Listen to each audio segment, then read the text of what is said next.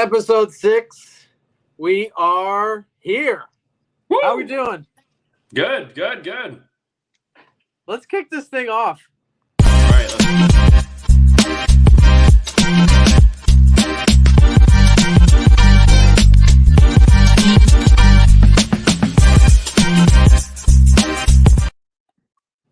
All right. Oh, man. All right. The policy dude. My insurance What up? page. We are here, people. How you doing? My friend? Good here, man. Just dialing in from Dubai tonight. Woo! Yeah. Traveling the world. Good to be back on here, back on set. Yeah, man. Back with the crew. Number 6? What is it? Number 6? Is this 6? So six. Yep. We'll look back on this where we're at like episode 100, and we have, I don't know, who do we have on episode 100? Who's like the star that comes on? Man, who do we shoot for? I don't know. Because are you thinking even somebody in the insurance business, or is it like, or are we like past that? Grant Cardone, I have him on. Oh, yeah. I mean, I was hoping like, Tucker Carlson, you know what I mean? Like, yeah, I don't know, dude, we might get canceled. We can't have him on YouTube. We might get canceled. By the way, I had never watched or seen any of his this new show that he's got. Have you caught? And I'm not political, but aside from that, it's actually a pretty funny show. I don't know if you've caught any of it. Yeah, I think it's he's really. I think now he's able to kind of really bring out his like human self. Yeah, and it's really, I think his perspective on things is very. I mean, yeah, I think it's very neutral, and he's extremely logical, and I think he's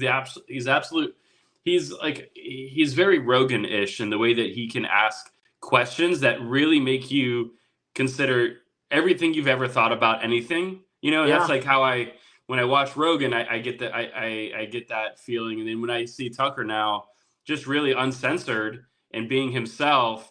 I mean, I don't know. I was watching the clip. He's asking, like, what was with our boy Theo Vaughn? He's asking Theo about how he's like doing cocaine and who he's doing coke with. Bro, I don't know if I can say that word on YouTube. Literally, that was the same thing I was going to talk about. That's the one I saw. I think it was today or yesterday. I had never seen this side of Tucker Carlson. So he's talking about hookers and cocaine and like all this stuff. And man, it was pretty funny. It looked like a pretty funny show. So I might tune into it a little bit. But 100th episode, featured guest Tucker Carlson. Yeah, that's what we're shooting for. Okay, so look, we're attempting to make these into shorter episodes and feed people not so much information. So we're gonna jump right into this thing, man. Obviously, we're in open enrollment. Big shout out to all the ACA Medicare agents that are out there on the grind. Things started for Medicare last week, ACA this week. We're just going to talk about real quick, the kind of ads that we're running, the stuff that we're doing right now, and then you'll talk a little bit about kind of final expense and how that's affecting, that side of things. So getting right into it. So ads for ACA. Medicare, we're running some of that stuff, but really ACA is mainly what we're doing. Our own agency, and we do have some clients on the Medicare side. So I'll talk a little bit of that real quick. So that mainly running on Instagram, Facebook, same thing, video ads. I'm finding that with Medicare, it's even more about this volume and you're either like working the volume angle and pushing the pre-booked appointments and getting enough pre-booked appointments to then hit the amount of people that get there and work that side of it. That seems to be a pretty good strategy. Or you're really moving the lead out of Facebook completely into a survey, into more questions, and building a higher intent, higher cost lead. So I think those are the two sides that most people are kind of working right now. But Facebook mainly is what we've been helping, and so far it looks so good. Numbers are looking pretty good on cost per lead, click throughs, all that stuff. And then ACA, which is really, what I like to call my forte. I've been doing it now. This is third open enrollment season, and then we also have a bunch of clients that are agencies and agents that we're running that stuff for. Mm-hmm. And we're off to the races. It's interesting, if you were running ACA ads like Friday and Saturday, and you're in the 17, 18 states that the federal marketplace is in, you were probably paying like $3 to $5 for leads on Facebook or TikTok, a little bit more. Literally, and then yesterday they went to like $8. Today I looked at some ad accounts and they were at like $18, $20 a lead. Obviously, open enrollment, everybody jumps in the pool. Everyone's putting their money on the table. You got the big boys out there spending a lot of money right now on ads. And so if you're wondering why your ads are going up in cost, it's because the competition is going up, and this is a supply and demand marketplace, and the demand is extremely high right now for ACA eyeballs. So solutions and things that you could do to help. We are allocating right now for clients and ourselves. We're actually about 70% allocated on ad spend on TikTok. That is where we are spending money right now. It's still going on Facebook as well, but Facebook is a little bit more saturated. And so if you're doing video ads, TikTok is a fantastic place right now. I posted about this earlier today. Right now, they're actually giving 1-for-1 credits on every dollar that you spend. Not to all advertisers, but to a lot of them, to get people on the platform spending money for fourth quarter.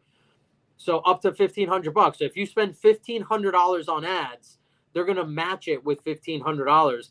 That's a lot of money to get leads. So we're focusing there. We're running dynamic lead forms, trying to weed out some of the volume and some of the garbage. And so if you don't know what a dynamic lead form is you create custom questions along with answers. And if the person answers any one of these things, they could either be given a call to action that says, hey, right now, this doesn't fit, our customer, thank you so much for applying, or yes, this works. And you continue to the next question. So it raises lead costs, but it also helps with the intent and getting through some of that stuff. So we're running a combination of that and some just open, high volume, lower price leads. The mix of those two things is how we're kind of allocating a lot of the funds right now. Yeah, I mean, that's huge. I mean, the matching, that's anybody who wants to, I mean, they could have matched 50 cents on a dollar and I'd be super happy, but $1 for dollar is huge. And especially when you have a performing ad that's working well. I mean, that could be 2-3 weeks of free ad money that they're basically giving you. I mean, look, again, on $1,500, even if you're averaging, let's just say, the $10. I mean, it's 150 leads that you can get. I mean, can you turn that into 5, 10, 15 sales? I mean, shit, it feels like it certainly can. So yeah. But you are going to see, look, and that's another thing. If you're running ads for ACA on Facebook, unless you're building these high intent leads, more bringing them off Facebook, surveys, all these different things. I think if you're not doing that, you're playing the volume game, which is ground and pound. You're getting the volume, you're getting on the phones, you're getting the SMS, working for you, doing all that stuff. And hopefully your CPAs are under $100. That's what we're kind of trying to shooting for. Yeah. We have some ads that are $60, $80. I had an ad the other day that was running at like a $50 CPA, but not on a high scale. So anyway, those are the metrics that you should be following if you are running ACA ads in open enrollment. CPAs under 100, move to TikTok or put some money into TikTok, and let's go. We got 60 days. Now, that's a good thing. Good news, good stuff. A lot of stuff going on for those that are doing Medicare and ACA. Now let's talk about stuff like life insurance, final expense and mortgage protection and the downside. So on your end, speak to a little bit, tell us, like what's the shift now that people are delivering more of these ads, and now what happens to life insurance? Yeah, I mean, my inbox the last 4 or 5 days has been like a lot of the same exact questions of like, hey man, what's going on? everything's been great for the last 10 months. My ad's been hitting hard, very consistent. And then all of a sudden it's like, the brakes have hit. And it's just, and a lot of times, for most of the agents that, that I work with and that are on my team and that we're helping, this is their first time as a life insurance agent going into open enrollment. And, it is a really big, it's a big shift. When you talk about heavy hitters that are coming on, they've been silent and quiet all year. And now they're coming in, and we're not talking about $1,000. We're not talking about $10,000. Right. We're talking about six figures that these guys are spending on ads, hitting our demographic. When I say our, I mean life insurance, and then the final expense, the over 50, 55. These people are getting absolutely hammered. So if you're an independent single shop spending a couple $100 a week, $500 a week, $700 a week, that's probably the range for an independent guy, man, you're competing against the absolute black rocks of insurance right now who have an unlimited checkbook, and they just, man, they can do that. And so, it does, man, this is just what we have to go through. And, I think we're probably going throughout this week, and they'll still, I'm sure, I think next week too, these ads are going to be going really, really hard as they all try to compete. And then we should see some normalcy start to kind of slowly come back some. But yeah, that's right now, everybody is kind of like hands in the air, like, screw you, health insurance agents, I hate you. And go from there. But, hey, look, this is why you see a lot of life insurance agents that get their health insurance license, just to try to use this time to go at it. But, hey, or, if you can do both. But, that's where I think the more these agents that, we talk to that have been in the business for 2, 3, 4 years, they have their life insurance book of business, they have the final expense, and now they're cross-selling, right? So now, instead of trying to pitch new business, now they're in a place of like, hey, look, let me go through my whole book. And hey, look, let's give it to our AI. Let's give it to our ChatGPT bot. And let's say, hey, let's train it on existing final expense customers. Let's have it call them and ask them about Medicare.